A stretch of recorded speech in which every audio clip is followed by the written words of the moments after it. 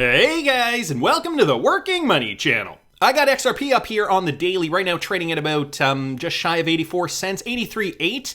And we can see, look at that trend continuing to move upward, slowly but surely. So, like I said, this is on the daily. We did come out of this bullish pennant pattern, and it is looking like we are seeing some nice upward momentum, which is great to see for XRP. We're seeing this throughout the altcoin market. This is XLM on the daily, and you guys can see another move up, significant move up for XLM. The Algorand token as well is moving up, 86.2 right now is the price for Algo. Also moving up, coming up slightly out of its funk. And I think, guys, it's all because of Bitcoin. Now I got Bitcoin up here on the daily. And guys, you know, it's all because of Bitcoin. We have seen positive movement for Bitcoin. We haven't gotten below any of these key support levels, so that has also been positive. So a nice move up here for Bitcoin on the daily. But I really think that altcoins, at least at this moment, are the ones that are really benefiting. I saw this from BTC Fuel, and this was a slide from one of his tweet threads talking about how we are going to see not only the altcoin market, but the Bitcoin market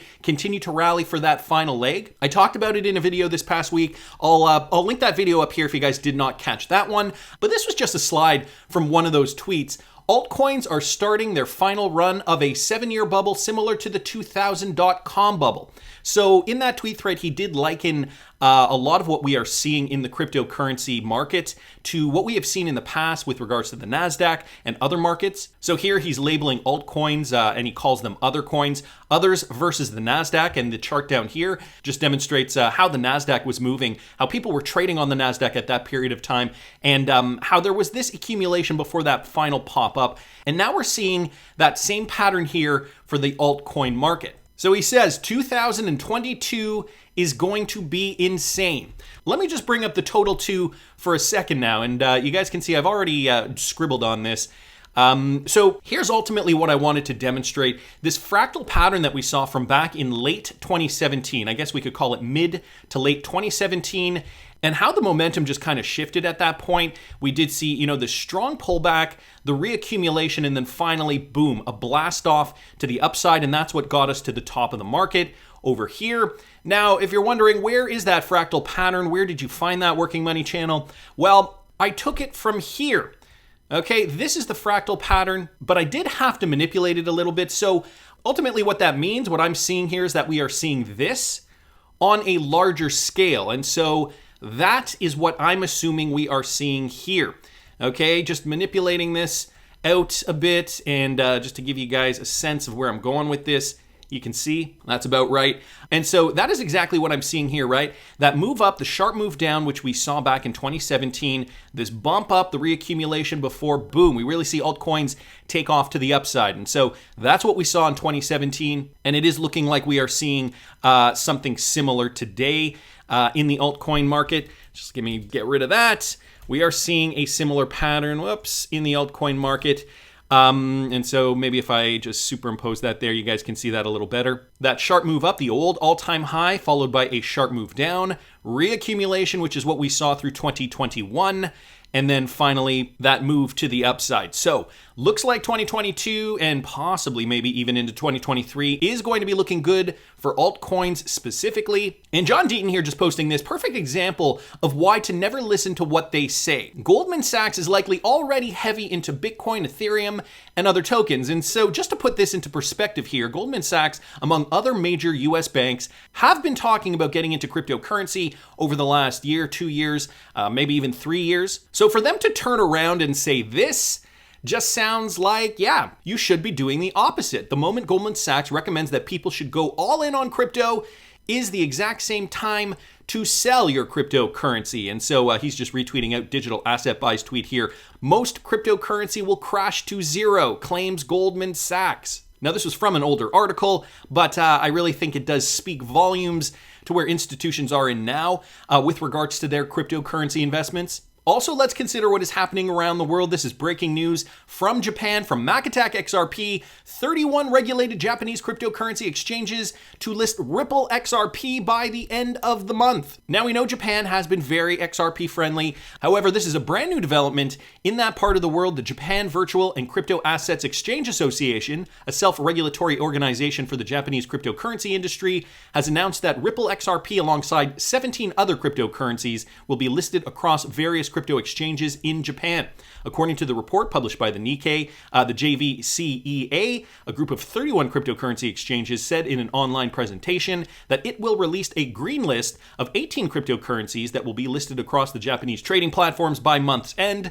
Prior to the announcement, before new cryptocurrencies were listed on any of the 31 Japanese trading platforms, cryptocurrency developers were required to go through a screening process. So it's looking as though they're not going one by one anymore. They are greenlighting a whole bunch of cryptocurrencies, realizing obviously that there is a high demand for cryptocurrency trading in Japan. And so here's what's happening. The regulatory body observed that it was lagging behind in its number of supported cryptocurrencies compared to what is observed on other trading platforms outside Japan.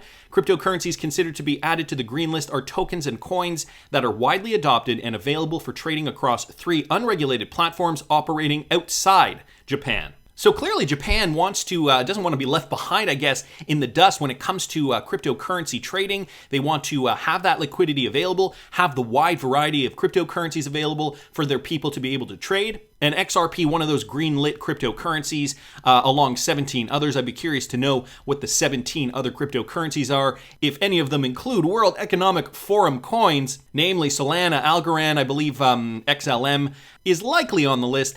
Nevertheless, I'm just speculating, do not know what that list is. Anyway, wanted to thank Macatak XRP for posting that. And guys, this is another big development that we're seeing with regards to global news and how this is likely going to affect world economies. This coming from Professor Richard Werner.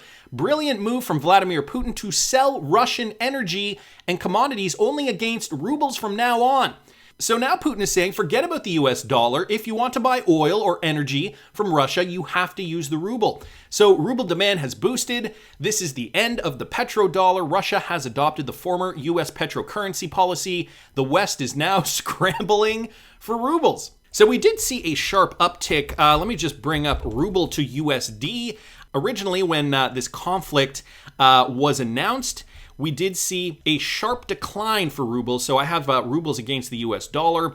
And now we're seeing a significant rebound of the Russian ruble against the US greenback. I don't doubt that this is going to have a big effect, not just on the US, but on global markets, considering how many countries there are worldwide that have been relying on the US dollar for trading purposes over several decades now. And so here is the announcement from Vladimir Putin.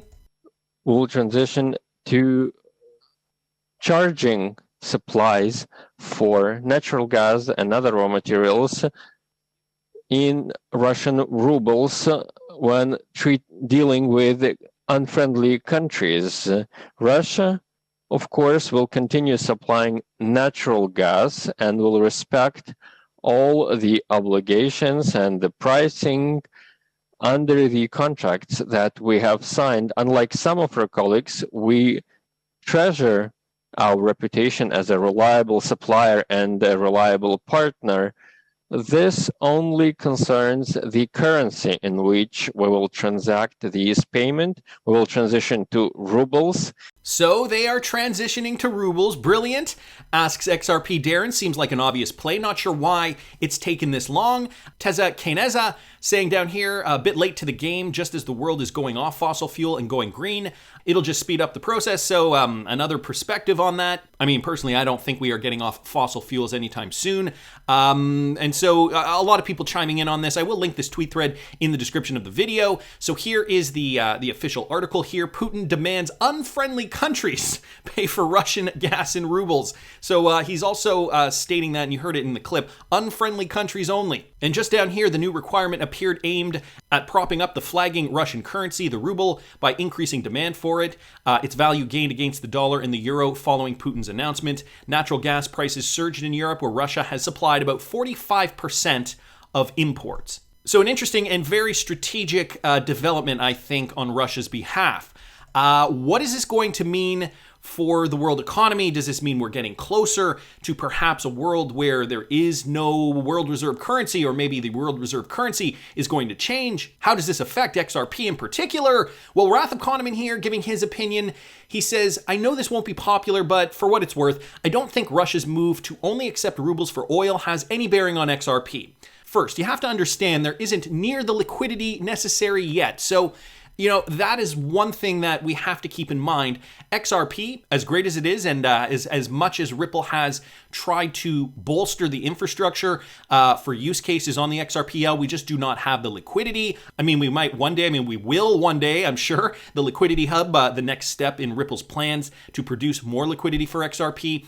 But that is, according to Wrath of Kahneman, one of the hurdles that we are seeing today on the ledger side for such a thing, he continues. Second, Russia is doing this to prop the ruble value up. And so, as I just demonstrated in this chart here, ruble value was slipping severely. And after the announcement, they also mentioned it in this article, after the announcement, it did prop up the ruble's price. Whether that is going to be a temporary thing or not is still yet to be determined. A neutral go-between negates the immediate impact of the move on their end. Using XRP would require rubles to purchase it and other governments to accept it in return. So that's another thing to keep in mind. The announcement adds to the incentive of neutral assets benefiting XRP in the long run, but there is no way the world could adopt XRP to get to Russia's fossil fuels today.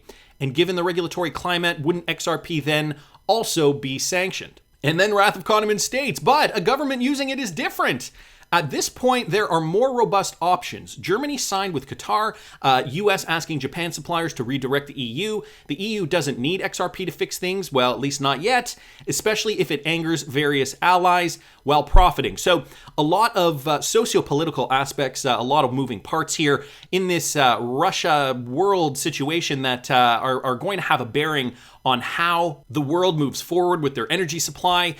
He goes on to say, I believe it is a short-term Russia move that will run out of steam within the year, damaging the ruble value in the long run. So ultimately, Wrath of Kahneman is saying that in the long run, just bring up the ruble chart again, in the long run, what we could see is ultimately, wow, that looks terrible. Ultimately, what we could see is, let me just bring this up.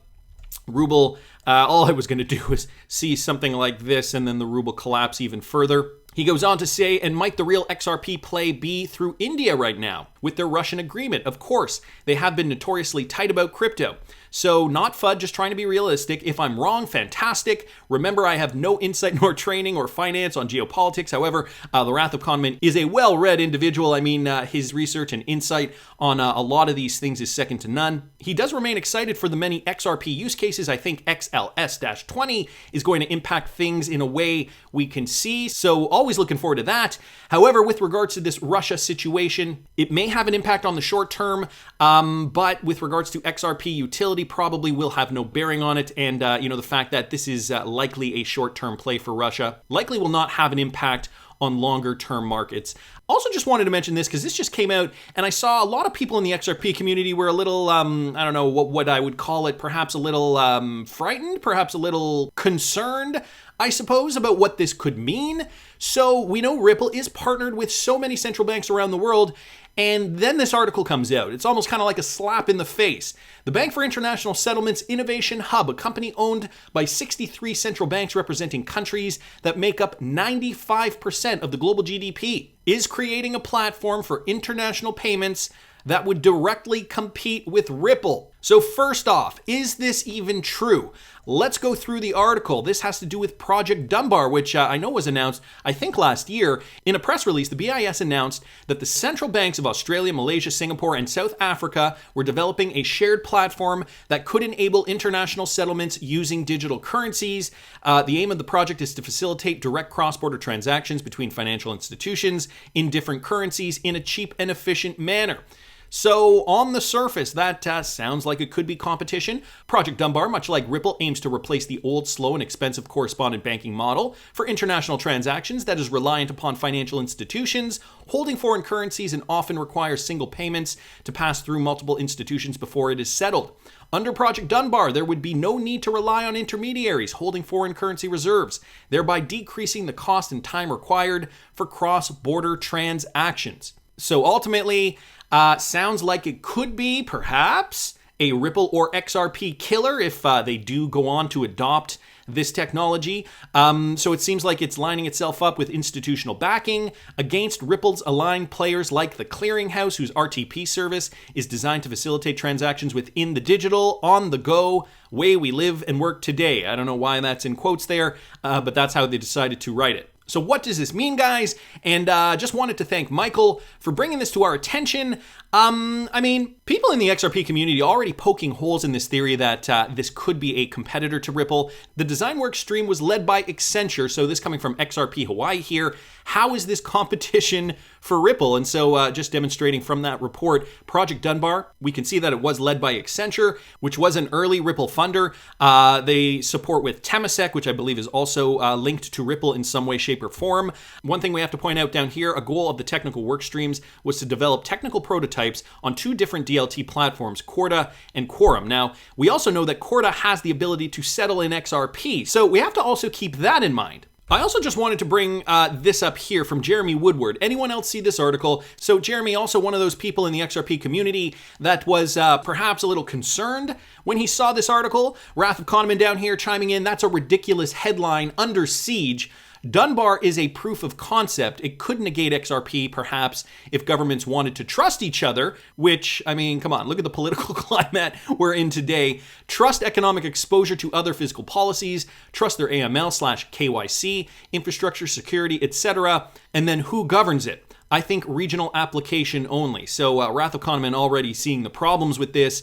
T-Hole Bedict XRP saying, it could also incorporate XRP. Look at R3's recent article on Dunbar, followed by its one on digital assets in Singapore. So just what I mentioned earlier, the fact that XRP could be running through R3's Corda. And there's still the whole SBI R3/SBI Ripple Connect. SBI is the largest R3 shareholder. So if SBI is also linked to R3, how can we assume that SBI is going to throw Ripple under the bus? I mean, I don't think that's in the cards. So some great insight here from T-Hole Bedict. Crypto Eddie also chiming in here. We've known about Project Dunbar since last summer.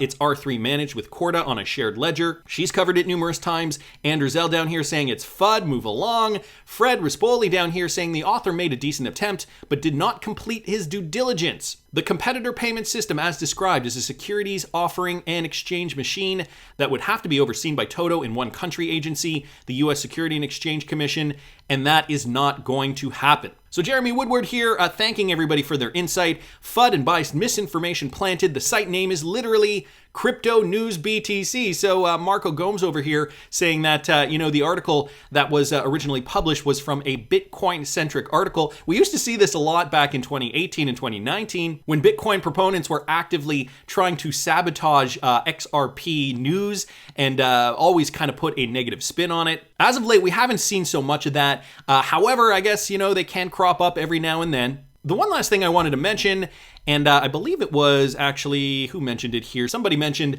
that they should, I think it was T-Hole Bedict, that we should actually take a look at the R3 blog here, BIS Innovation Hub and Central Banks of Australia, Malaysia, and Singapore, and South Africa developed Project Dunbar. Back from a couple of days ago, the fact is, they also mentioned that the Monetary Authority of Singapore is also involved in this, and we know the Monetary Authority of Singapore specifically has a deep relationship with Ripple. For example, they were working with Canada, the Bank of Canada, I believe, on Project Ubin, which was DLT-based, utilizing RippleNet to make cross-border transactions. And so, when we just take a look at this on the surface and when we take a look at one article framing it in such a negative light, I can see how some investors may have concerns. But when you look into this further, I think it is clear this is not a Ripple killer. This is simply just FUD. So let's sit back, take a deep breath, keep our eyes focused on the prize. The altcoin market, whether you hold XRP, Algorand, XLM, or any other altcoins for that matter, that's the next avenue where we are going to see some serious gains. That's just my opinion, but I want to hear what you guys think. Please subscribe to the channel if you haven't already. And guys, I want to try to hit 100,000 by the end of 2022. Let's see if we can make it happen. If you're finding yourselves watching the video and you're not subscribed yet, please subscribe to the channel if you haven't already. A thumbs up also helps the algorithm. So like the video if you like the content I'm providing. I always love hearing your comments. See you in the next one, guys.